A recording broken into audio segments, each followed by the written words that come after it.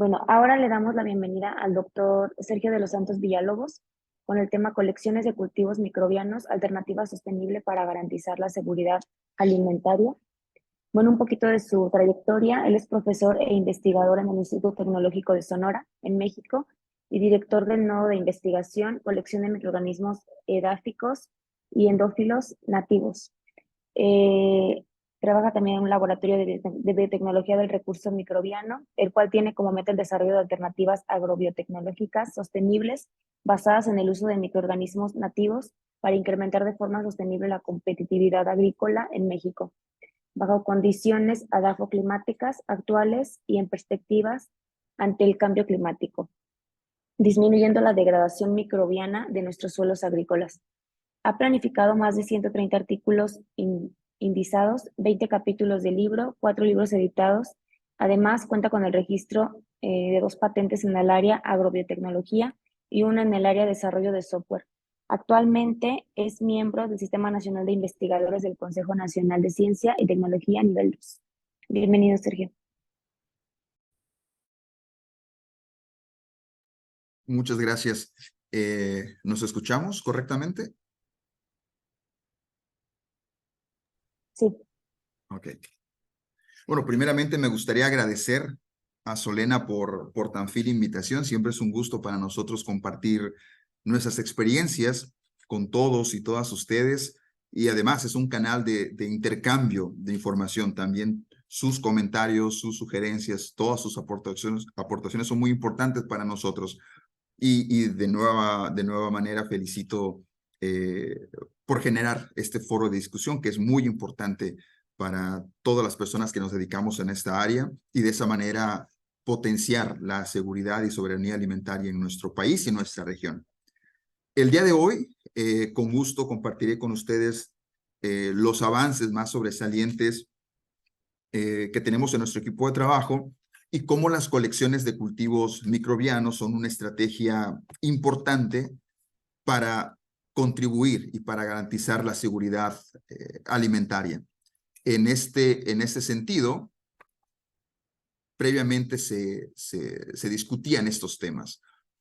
En la actualidad necesitamos producir más alimentos. Se estima que para el 2050 debemos incrementar aproximadamente el 70% de los alimentos. Esto para tener esta disponibilidad y bajo este concepto de seguridad alimentaria, que es una situación donde todas las personas tienen un acceso físico y económico a los alimentos inocuos, a alimentos nutritivos, y que esto obviamente está pautado por diferentes características, diferentes escenarios. Uno, el crecimiento poblacional, que se estima que para el 2050 alcanzaremos los 10,000 millones de habitantes, y esto obviamente está asociado con esta demanda, este incremento del 70%, incluso se habla de un 100% de incremento del rendimiento. Eso tiene muchas connotaciones y muchos términos esta ecuación, ya que se estima que dentro de 27 años, 2/3 partes de la población se concentrará en zonas urbanas. Esto obviamente buscando oportunidades o mejores oportunidades laborales y en consecuencia un mejor ingreso económico. Pero eso tiene un aspecto importante a considerar, ya que el 80% de los alimentos que se consumen se producen en estas zonas rurales o en estos campos agrícolas. Entonces, el desplazamiento de la sociedad hacia zonas urbanas generará una presión importante en la demanda de alimentos y por una parte, las zonas que producen dichos alimentos tendrá una disminución en población y un grupo que produce estos alimentos reducidos. Y a esto sí consideramos que el 95% del crecimiento poblacional para los siguientes 20 años ocurrirá en países en desarrollo. Y en estos países en desarrollo se invierte entre el 60 y 80% de los ingresos económicos para obtener alimentos. Es decir, que el impacto del crecimiento poblacional para los siguientes 30 años es muy importante sobre la presión de producción de alimentos, donde necesitamos, repito, incrementar el 70% de estos alimentos habrá un desplazamiento de la comunidad o de la sociedad. La inversión para adquirir alimentos representa un alto porcentaje de los ingresos y los sectores productivos, los sectores agrícolas, debido a esta migración, tendrán una presión de selección importante.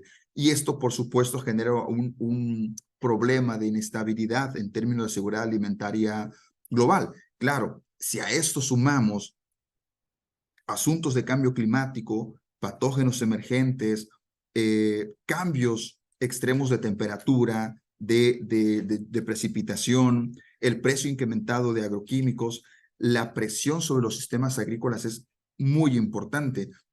El impacto de la degradación del suelo también se estima que para el año 2045, 2050, si continuamos con las prácticas agrícolas actuales, no tendremos suelo fértil para producir alimentos.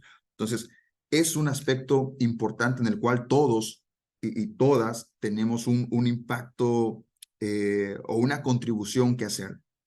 Sobre estos aspectos, un punto importante son las colecciones microbianas, ya que son un reservorio de esta diversidad genética y funcional de microorganismos que tienen el potencial de contribuir positivamente en incrementar los rendimientos agrícolas y la calidad de estos cultivos, porque el incremento de este 70 o 100% en los alimentos a consumir, una estrategia ya no es utilizar una mayor superficie de suelo, ya que hay una competencia grande con diferentes sectores. La disponibilidad de agua, la disponibilidad de recursos es muy importante. Es decir, que debemos producir igual o más alimentos teniendo la misma o menor superficie de cultivos para los siguientes años.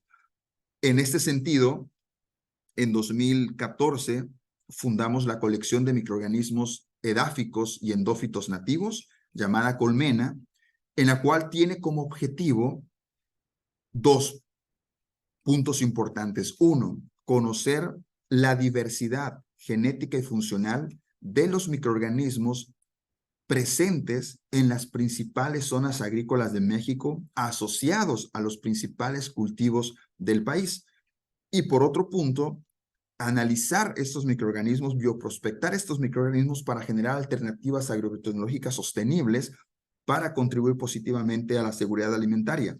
Esto, obviamente, teniendo conceptos ecológicos muy claros, conceptos de interacción muy específicos que ya discutiremos a continuación. En resumen, en nuestra colección de microorganismos, en la actualidad preservamos aproximadamente 1,600 cepas microbianas aisladas de los cultivos que ustedes pueden observar en la parte inferior derecha. Esto de diferentes estados de la República donde estos cultivos son prioritarios. En este aspecto, me gustaría ejemplificar el trabajo que hacemos en Colmena con un punto específico. En el ciclo agrícola 2015-2016 se observó la presencia de una enfermedad en el cual para ese entonces no se conocía el agente causal y generó pérdidas importantes en la producción de trigo en nuestra región, ya que el Valle del Yaqui es la principal zona productora de este cultivo a nivel nacional. En este estudio, evaluando los postulados de Koch, por supuesto, después de este análisis nos percatamos que el control de esta enfermedad no fue eficiente en campo porque no se conocía el agente causal. Después de estos estudios morfológicos, bioquímicos, moleculares, nos percatamos que se trataba de un hongo fitopatógeno llamado Bipolaris euroquiniana que generó un impacto negativo en la producción agrícola en ese ciclo. Lo interesante es que años previos se encontraron las esporas de este patógeno. ¿Por qué en este año este patógeno generó problemas y años anteriores no? Después de hacer un análisis robusto sobre las potenciales causas, nos percatamos que el incremento de 1,6 grados centígrados en la temperatura media durante el ciclo de producción agrícola, que no se había presentado años o ciclos anteriores, fue el agente que causó la emergencia de este patógeno, que tuvo un impacto negativo fuertemente en la producción o en el rendimiento agrícola. Bajo este escenario, hemos estudiado diferentes patógenos asociados también a distintos cultivos agrícolas. Con esta filosofía de interacción, de especialización y de propiedades físico, química, biológica de los suelos y climáticas, así como las prácticas agrícolas, la estrategia inicial fue identificar aquellos microorganismos que tenemos preservados en nuestra colección microbiana para identificar un agente de control biológico eficiente. En este sentido, identificamos 195 cepas bacterianas que fueron aisladas del cultivo de trigo en el Valle del Yaqui, Sonora. Tenemos otras cepas microbianas aisladas del cultivo de trigo en otras regiones, pero pensando en la aplicación en campo, donde exista una competencia, un establecimiento favorable, optamos por estos microorganismos. Después del estudio, 14 cepas presentaron una actividad de biocontrol contra este agente fitopatógeno emergente, Bipolaris aeruginiana. Desde estos 14, evaluamos dos componentes principales o dos componentes importantes en el proceso de bioprospección. Uno, que su reproducción sea económica, y dos, que no represente riesgos a la salud. Esos aspectos son muy importantes, ya que se estima que más del 80% de aquellos microorganismos promisorios o aquellos microorganismos identificados con una actividad no llegan a un aspecto de aplicación en campo porque su reproducción es costosa o porque representa potenciales riesgos a la salud. En este sentido, de las 195 cepas aisladas del cultivo de trigo en la región, solamente una de ellas presentó esta característica: capacidad de biocontrol, su reproducción económicamente viable y no representa riesgos a la salud. En este aspecto, cuando buscamos bioprospectar y producir y aplicar o transferir el conocimiento de microorganismos, es muy importante saber de quién estamos hablando, quién es este microorganismo. En este sentido, utilizamos una estrategia polifacética para afiliarlo taxonómicamente, es decir, la secuenciación del genoma, contenido de ácidos grasos en su membrana y diversas características bioquímicas, funcionales, estructurales. Este microorganismo, cuando se identificó utilizando genes ribosomales, se afilió a Bacillus subtilis. Después de este estudio polifacético, no se asoció a Bacillus subtilis y mostrándonos evidencias robustas que se trataba de una nueva especie, la cual nombramos Bacillus cabrialesi hace 3 años. Y esta cepa es endófita del cultivo de trigo, es una nueva especie con características importantes asociadas al biocontrol. Fue nombrada Bacillus cabrialesi en honor al doctor Juan José Peña Cabriales, pionero de estos temas en México y Latinoamérica. Fue asesor de doctorado de un servidor y además un gran amigo, y ha formado múltiples investigadores e investigadoras que nos dedicamos a esta área. Recientemente, hace 5 meses, descubrimos la primer subespecie de Bacillus cabrialesi, que además presenta capacidad de promoción de crecimiento vegetal en este cultivo. En este enfoque de bioprospección, podemos observar en la fotografía superior Bipolaris aeruginiana, el agente causal cuya emergencia depende del incremento de temperatura de 1.6 grados centígrados al menos, y esto además es importante, ya que se estima que para los siguientes 20-25 años el Valle del Yaqui tendrá un incremento de más 2 grados centígrados, consecuencia del cambio climático, lo que significa que en la actualidad este patógeno no representa pérdidas económicas importantes cuando la temperatura no sobrepasa el más 1.6 grados centígrados, pero con las proyecciones de cambio climático para el año 2050, esta temperatura será constante. La pregunta es, ¿este patógeno qué impactos tendrá en los rendimientos y si habrán otros patógenos emergentes que, además de asuntos de costos de agroquímicos, disponibilidad de agua, degradación de suelo, la presión de rendimientos, tengamos también que lidiar con patógenos que en este momento no conocemos su impacto? En la fotografía inferior izquierda observamos a Bacillus cabrialesi produciendo metabolitos difusibles con la capacidad de inhibir el crecimiento de este patógeno. Teniendo el genoma secuenciado de este microorganismo que fue utilizado para su afiliación taxonómica como una nueva especie, también fue utilizado, como se mencionaba en la plática anterior, para hacer estudios de minería genómica, en este caso enfocados exclusivamente al control biológico. Y detectamos 7 grupos o 7 clústeres de genes asociados a esta función biológica. Obviamente, esto nos muestra el potencial que tiene este microorganismo para producir estos compuestos asociados al control biológico.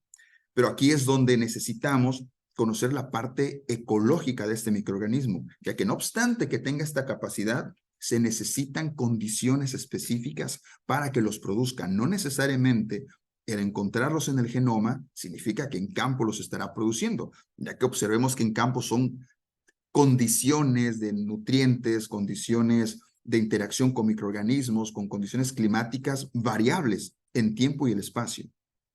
En este sentido, la primera estrategia que utilizamos fue, conociendo que tiene capacidad de biocontrol por metabolitos difusibles y 7 potenciales grupos de metabolitos pueden ser producidos, hicimos un estudio en el cual obtuvimos estos metabolitos y fueron aplicados a este microorganismo, a este hongo fitopatógeno.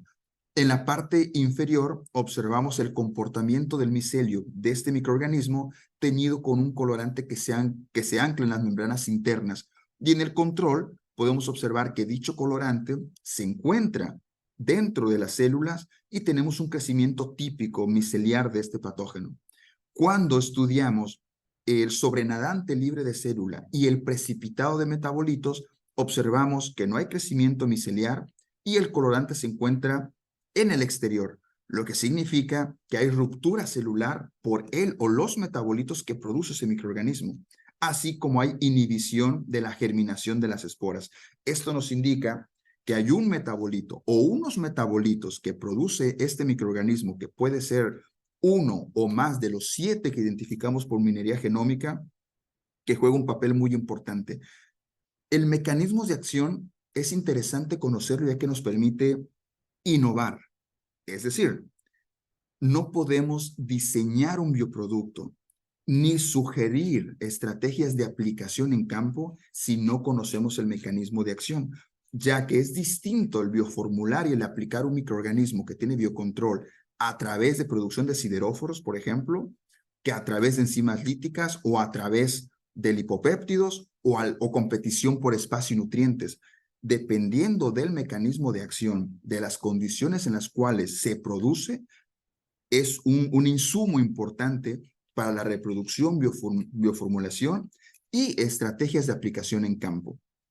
Más adelante podemos discutir con mucho gusto estos temas.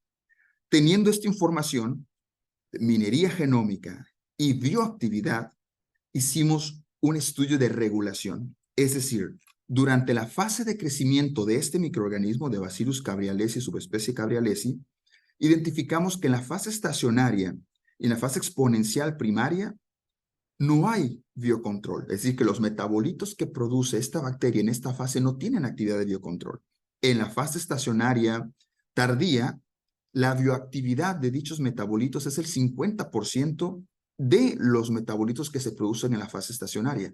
Aquí tenemos 2 hipótesis. Una es que son diferentes los grupos de metabolitos que se producen en cada una de las fases, o al menos su regulación, o es un asunto de bioacumulación de los metabolitos. Aquí hicimos un estudio transcriptómico para conocer cómo se regulan los genes asociados a biocontrol durante la fase de crecimiento de este microorganismo. Cabe mencionar que las bioactividades previamente mencionadas, así como esto, se hace el crecimiento de la bacteria en ausencia del fitopatógeno, lo cual es muy importante, ya que estará produciendo estos metabolitos incluso cuando en el campo no esté ese patógeno, lo cual competitivamente e industrialmente es un aspecto muy importante, ya que no necesita reconocer el patógeno para producir estos metabolitos. A nivel transcriptómico, ¿cómo fueron regulados estos grupos de genes, repito, asociados al biocontrol? Posteriormente podemos discutir cómo se regulan otros genes asociados a otras funciones. Bacillibactina fue altamente regulada, todo este grupo de genes, este clúster de gen, en esta fase, pero no hay biocontrol. Entonces nos permite asumir o asociar que la bacillibactina, aun cuando se produce, no tiene una actividad antifúngica contra bipolar serioquiniana.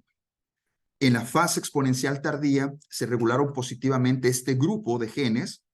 Sin embargo, la producción o la inhibición del fitopatógeno fue el 50% de lo que encontramos en la fase estacionaria, que identificamos la expresión o la regulación de los mismos genes de la fase anterior. Sin embargo, en niveles de expresión menores, como se indica con los asteriscos en rojo. Esto nos indica entonces que la bioactividad en la fase estacionaria no se debe a un grupo de genes distintos o a un grupo de genes distintos que la fase exponencial tardía, sino es un asunto de bioacumulación. En esta fase estacionaria ya se acumularon los metabolitos y como no necesitan este grupo de genes porque se encuentran las células ya en inducción para producir esporas, su regulación disminuye, pero tenemos los metabolitos acumulados. Y esto en términos de bioingeniería es muy importante, ya que en esta fase podemos tener un alto rendimiento de células y o de esporas, así como una alta acumulación de los metabolitos que tienen actividad de biocontrol. Para confirmar la presencia de estos metabolitos realmente, porque la parte de minería genómica nos comparte los genes que tiene y que puede producir. Con estos estudios transcriptómicos, cómo se está regulando estos genes. Pero también hay un asunto de consumo de muchos de estos metabolitos. Para ese panorama, hicimos estudios metabolómicos dirigidos a un grupo específico de compuestos, donde hasta el momento hemos detectado que en ese extracto libre de células, el principal componente asociados a biocontrol son lipopéptidos de dos familias, fengicinas y surfactinas. Actualmente estamos haciendo un estudio metabolómico con mayor amplitud para conocer o identificar la presencia de otros metabolitos, pero hasta el día de hoy, lo que hemos detectado es que el principal mecanismo de biocontrol de Bacillus cabrialesi, subespecie cabrialesi, es la producción de lipopéptidos, surfactinas, fengicinas, que tienen la capacidad de anclarse y generar poros en las membranas de los hongos, y de esa manera se libera el contenido celular, generando muerte del micelio y así como evitando la germinación de las esporas, donde la regulación o la expresión de los genes de estos lipopéptidos se lleva a cabo principalmente en la fase exponencial tardía, pero la acumulación ocurre en la fase estacionaria. En este sentido, se evaluó ya en planta el impacto del extracto crudo libre de células versus el precipitado de estos lipopéptidos y su efecto en mitigar la mancha borrosa causada por bipolar serioquiniana, y vemos una disminución de arriba del 95%, lo cual nos confirma que esos metabolitos son el principal mecanismo de acción de este microorganismo para controlar este fitopatógeno. Actualmente estamos estudiando esta bacteria contra diferentes hongos fitopatógenos, dependiendo de las características propias del cultivo y de las prácticas agrícolas a utilizar. Otro aspecto también importante, donde la capacidad de biocontrol puede estar dada por competición o por competencia de espacio y nutrientes, o de una forma directa a través de la producción de estos metabolitos. Pero ¿qué ocurre con respuesta sistémica? Evaluamos la aplicación de estos metabolitos en la raíz e inoculando el hongo fitopatógeno en la parte foliar, es decir, la capacidad que tienen estos metabolitos, que además de tener un aspecto de control biológico de forma directa por contacto anclándose en membranas, ¿qué pasa con la inducción de respuesta sistémica? Y observamos que aquellos metabolitos que se producen en la fase estacionaria, perdón, en la fase de adaptación, incrementan la incidencia de esta enfermedad en 17%.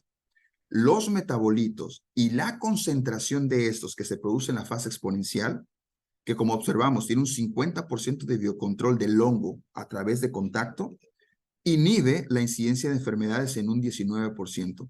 Pero los metabolitos que se producen en la fase estacionaria, que con los estudios transcriptómicos y metabolómicos observamos o detectamos que son surfactinas y fengicinas, estas tiene una inhibición de la enfermedad de un 87%. Es decir, que además estos compuestos podemos aplicarlo en una parte de la planta y de esa manera despertar los mecanismos de respuesta sistémica para el control de fitopatógenos, en este caso específico bipolaris y oroquiniana. Y eso también abre un panorama interesante al proceso de bioformulación, donde estos productos pueden generarse a través de las células y o los metabolitos que producen, ya que los metabolitos que se generan durante el proceso de fermentación juegan un papel muy importante para el control de patógenos de forma directa o a través de respuesta sistémica en las plantas. Además, estamos evaluando cuál es el impacto de estos metabolitos en la promoción de crecimiento, ya que hemos observado que se incrementa la longitud del hipocotilo, así como el número de hojas en los cultivos cuando son aplicados estos metabolitos. Y esto nos abre también el panorama de cuál es el futuro de los inoculantes microbianos. Si continuar con la bioformulación de microorganismos con sus metabolitos, o utilizar estos microorganismos como biofábrica para la producción de estos metabolitos que nos permiten incrementar las probabilidades de éxito en campo, ya que podemos diseñar estrategias de cuantificación o de concentración para tener un efecto positivo. Y son aspectos que podemos debatir al respecto y considero que será un área de oportunidad para los siguientes años. En la actualidad también estamos analizando cómo se regula a nivel transcriptómico los genes de la planta cuando son aplicados estos metabolitos para identificar mecanismos de acción y de esa manera conocer dosis o frecuencia de aplicación de estos metabolitos. Sin embargo, en la actualidad conocemos cuál es el impacto de la inoculación del microorganismo sobre las plantas de trigo, en el cual observamos que cuando es inoculado este microorganismo, se desencadenan aproximadamente 1.800 genes regulados, tanto sobreexpresados como reprimidos, asociados a genes de defensa, genes de fotosíntesis, elongación celular, acuaporinas, por mencionar algunos ejemplos. Si están interesados en los genes, en los más de 1.800 genes que se regulan, con gusto pueden consultar nuestros artículos o podemos discutir al respecto en la sesión de preguntas. Y esto nos abre un panorama importante, ya que de los estudios transcriptómicos que tenemos en plantas, consecuencia de la inoculación de distintos microorganismos, la regulación génica en la planta es distinto, lo que nos invita a pensar entonces cómo diseñar y desarrollar esos inoculantes para que haya una compatibilidad entre el microorganismo que inoculamos con la regulación de los genes específicos que buscamos para incrementar rendimiento, calidad o una tolerancia a diferentes tipos de estrés biótico o abiótico. ¿Y qué pasa cuando se inoculan estos microorganismos en las plantas de trigo sometidas a incrementos de temperatura que se proyectan para el 2050 asociados al cambio climático? La ruta de genes es totalmente distinta, donde estos microorganismos permiten la mitigación del incremento de temperatura a través de generar especies reactivas de oxígeno, producir metabolismos de lípidos, de carbohidratos, reforzamiento de pared celular y la sobreexpresión de un gen que está asociado a un escape del estrés. Y esto nos permite un crecimiento de las plantas, incluso bajo esta condición, mitigando el efecto negativo del incremento de temperatura, inoculando estos microorganismos. Eso también nos permite identificar cuáles son los genes que responden y que nos interesan en términos de incremento de rendimiento y producción, que responden a ciertos microorganismos y de esa manera también dirigir el fitomejoramiento de los cultivos desde un inicio con los microorganismos que buscamos aplicar.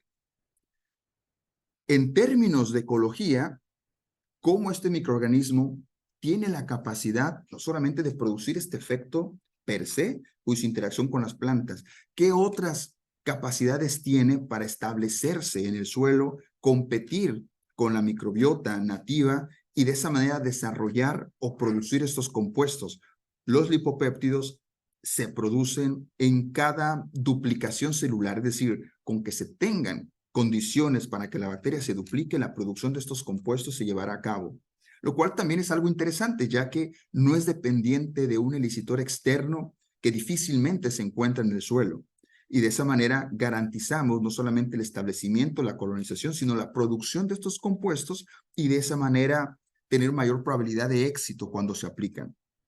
Este microorganismo, como muchos otros que estamos estudiando, presentan genes, por ejemplo, de colonización, genes de competencia por espacio y nutrientes, algunos genes para mitigar el estrés hídrico, térmico y salino, producción de fitohormonas, solubilización de potasio, un diálogo bioquímico y molecular con otros microorganismos, y esto nos permite hacer una preselección de las 1.600 cepas que tenemos y que estudiamos, muchas de ellas con estos enfoques ómicos, desde un inicio, hacer una selección de aquellos microorganismos que podemos aplicar para ciertos cultivos en ciertas zonas geográficas de México o de Latinoamérica, y de esa manera tener, repito, una mayor probabilidad de éxito cuando estos se llevan al campo.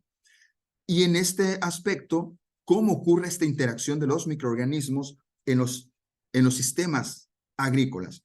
Después de analizar la bioactividad que buscamos, que sea su reproducción económicamente viable, que no genere riesgos a la salud, y a la salud me refiero a la salud en general, a la salud de plantas, de animales, del suelo o a la salud pública, teniendo una certeza del principal o uno de los principales mecanismos de acción, cómo esta bacteria dialoga y se establece en un agroecosistema y la capacidad que tiene para tolerar diferentes tipos de estrés en el suelo o estrés climático, así como un estrés biótico, y cómo las plantas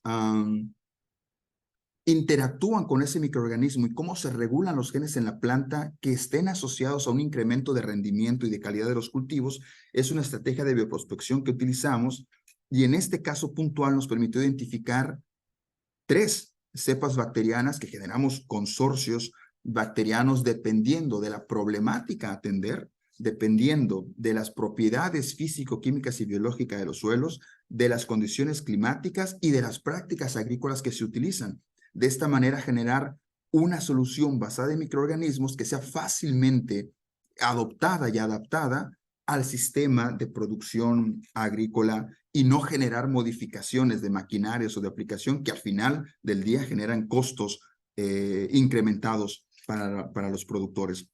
Con este consorcio microbiano, así como hemos generado diversos, evaluamos cuál es el impacto de la introducción de estos microorganismos sobre la comunidad microbiana, ya que si buscamos tener un efecto, esos microorganismos tendrán que establecerse en ese suelo y desplazar ciertas comunidades o competir por ese hábitat y por nichos ecológicos. Y eso es un aspecto importante, ya que en términos de sostenibilidad, debemos cuidar que el o los microorganismos que introducimos, aun cuando generen impactos positivos en nuestros cultivos, no terminen generando una degradación biológica en los suelos por su bioaumentación frecuente o en altas dosis. Porque si tenemos una degradación biológica de este suelo, después de algunos años tendrá un impacto en la fertilidad física, química y en la producción de alimentos. Debemos cuidar la parte de permanencia de las comunidades microbianas. Con esos enfoques metataxonómicos nos percatamos que hay grupos funcionales que se regulan dependiendo de los microorganismos que estamos introduciendo. Eso en la actualidad nos permite diseñar consorcios bacterianos o consorcios microbianos, utilizando el proceso de bioprospección que previamente les comentaba, específicamente para lo que buscamos. En este trabajo, por ejemplo, diseñamos un consorcio enfocado exclusivamente para la parte de biocontrol, con cepas asociadas a biocontrol, un consorcio con cepas asociadas a la promoción de crecimiento vegetal y un consorcio asociado a promoción de crecimiento vegetal y control biológico de patógenos. Y estos fueron aplicados en 6 cultivos agrícolas y se analizó la modulación de las comunidades microbianas en 3 etapas fenológicas de estos cultivos para conocer el impacto sobre las comunidades. En esta gráfica, cada color representa un grupo de microorganismos y el tamaño de la circunferencia, la abundancia relativa.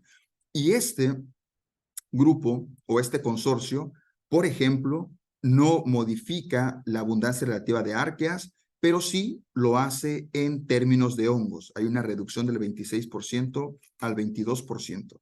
Detalles podemos discutirlo, por supuesto, más adelante, ya que hay regulaciones de más de 1000 especies microbianas al momento de introducir estos microorganismos. En un caso puntual, con Fusarium, la abundancia relativa en el tratamiento control de Fusarium es cerca de 2.3%, generando problemas económicos por la presencia de esta enfermedad. El consorcio 1, que fue diseñado exclusivamente con cepas de control de promoción de crecimiento vegetal, no tuvo un impacto en la regulación de Fusarium. El consorcio 3, que fue diseñado con cepas de biocontrol y de promoción de crecimiento vegetal, tuvo una reducción una reducción de la abundancia relativa de Fusarium y una reducción de la enfermedad. Pero el consorcio 2, que fue diseñado con cepas exclusivas de biocontrol, utilizando como base la minería genómica y estudios transcriptómicos y metabolómicos, mostró una reducción de 2.3 a 1.3 la abundancia relativa de Fusarium. Y aquí, no obstante la presencia de Fusarium, no observamos enfermedad en los cultivos agrícolas.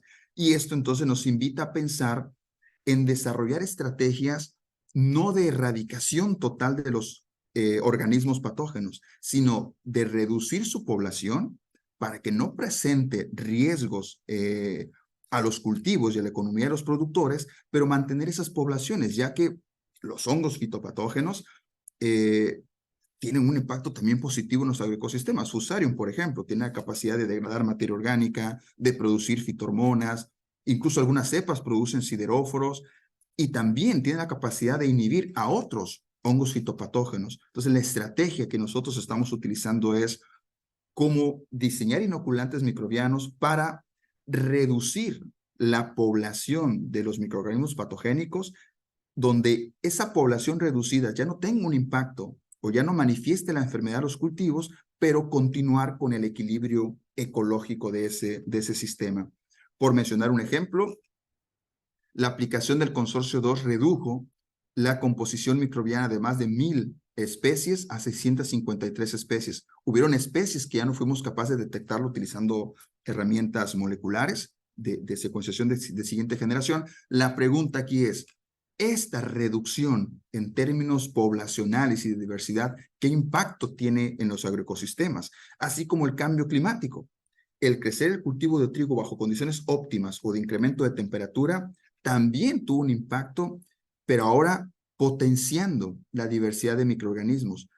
¿Cuáles son estos microorganismos? ¿Qué función ecológica tienen? Son aspectos que estamos actualmente estudiando. Aquí obviamente encontramos bipolares siroquiniana y aquí no, ya que es un patógeno cuya emergencia depende del incremento de temperatura.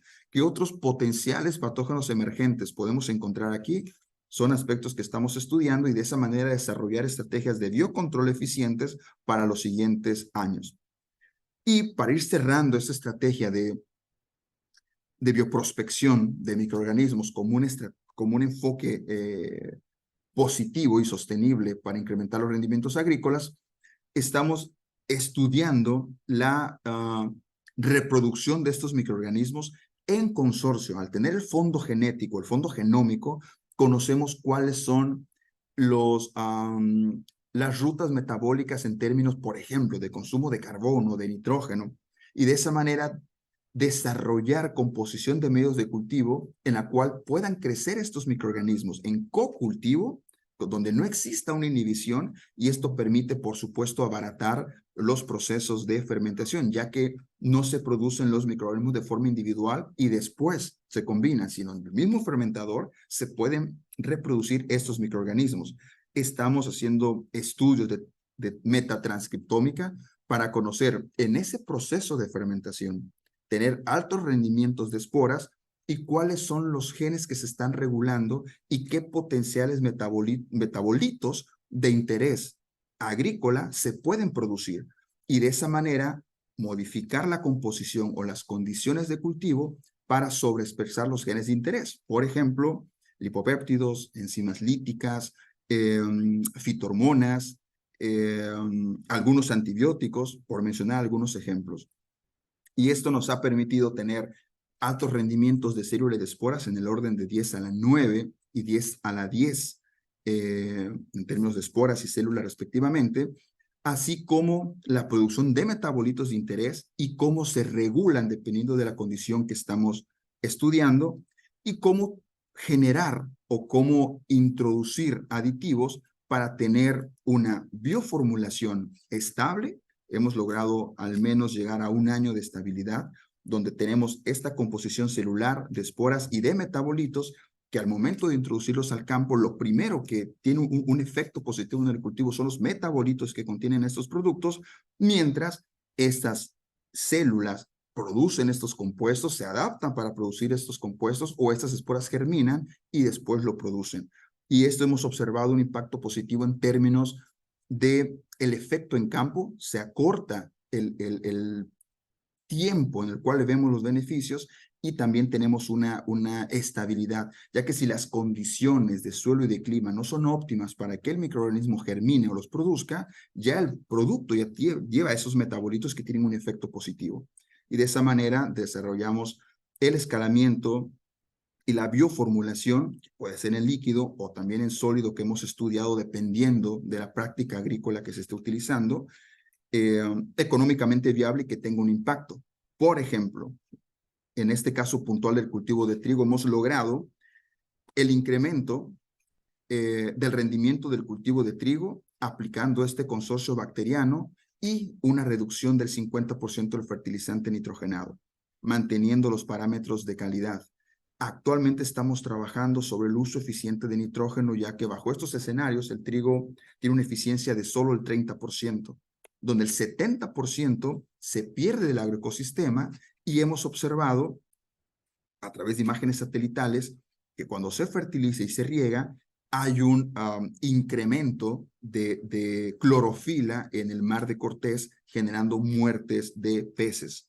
Y esto lo hemos asociado a este incremento o a esta aplicación excesiva de fertilizantes. Así que en la actualidad estamos estudiando cómo, o primero caracterizando cuál es la población y diversidad de las cianobacterias que se producen consecuencia de un fenómeno de eutrofización, cuáles de ellas tienen la capacidad de producir cianotoxinas y cómo reducir, que estas tienen un impacto obviamente negativo en la salud de los ecosistemas y por supuesto la salud pública, y cómo reducir el impacto de estas cianobacterias disminuyendo el ingreso de nitratos, por ejemplo.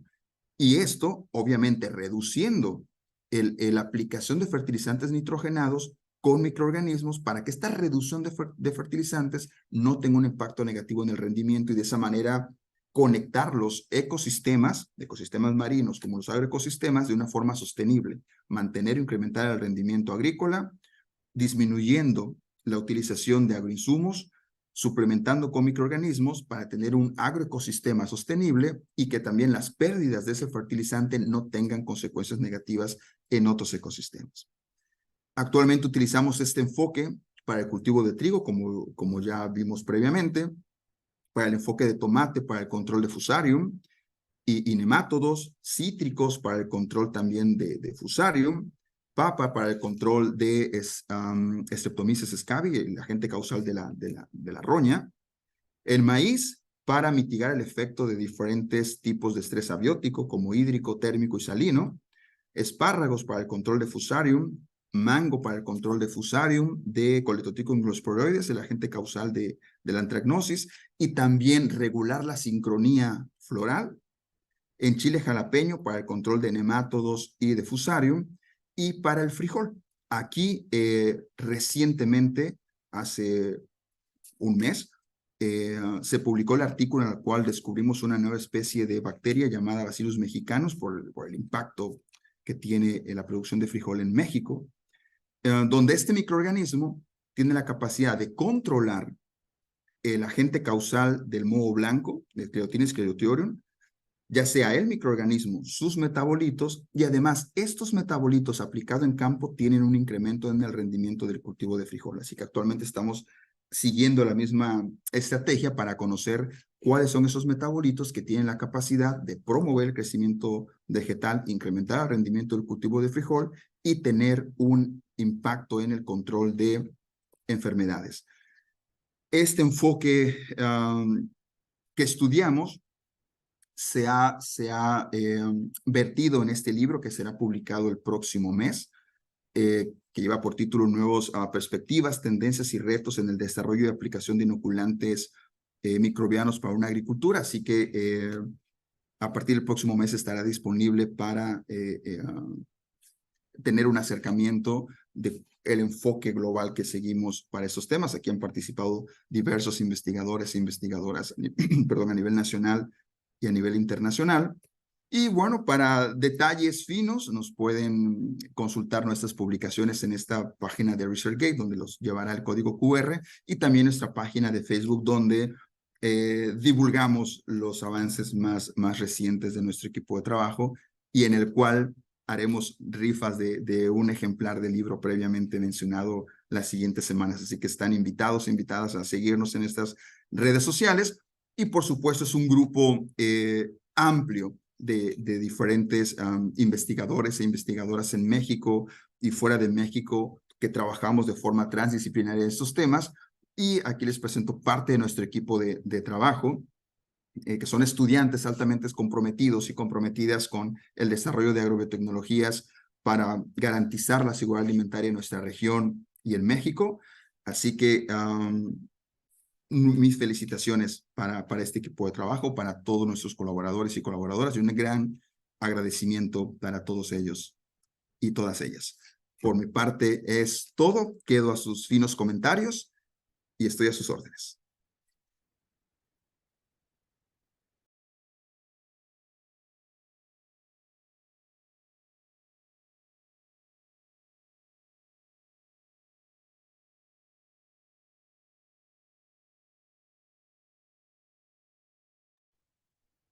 Gracias, Sergio, por tu presentación. Aquí ya tienes algunas preguntas. Por los tiempos, nada más vamos a contestar dos. Igual los otros puedes contestar aquí en los comentarios. Pero, a ver, bueno, el primero es, cuando aplican el microorganismo en campo, verifican que este funcione o no?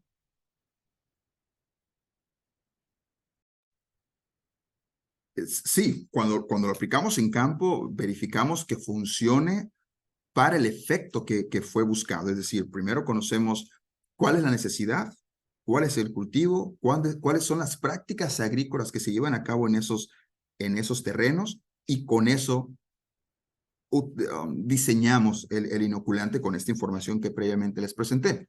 Por supuesto que verificamos que funcione. Si es un inoculante asociado a control de plagas y enfermedades, que haya una reducción en esos términos, incrementar rendimientos, que haya un impacto positivo en esos términos. Pero también verificamos la permanencia de nuestros inoculantes o de las cepas en campo. Diseñamos primers específicos para cada una de las cepas que bioformulamos, y de esa manera conocemos a través del tiempo si incrementa o disminuye la población, y eso es un insumo importante para un proceso de bioprospección. Pero sí lo llevamos a cabo.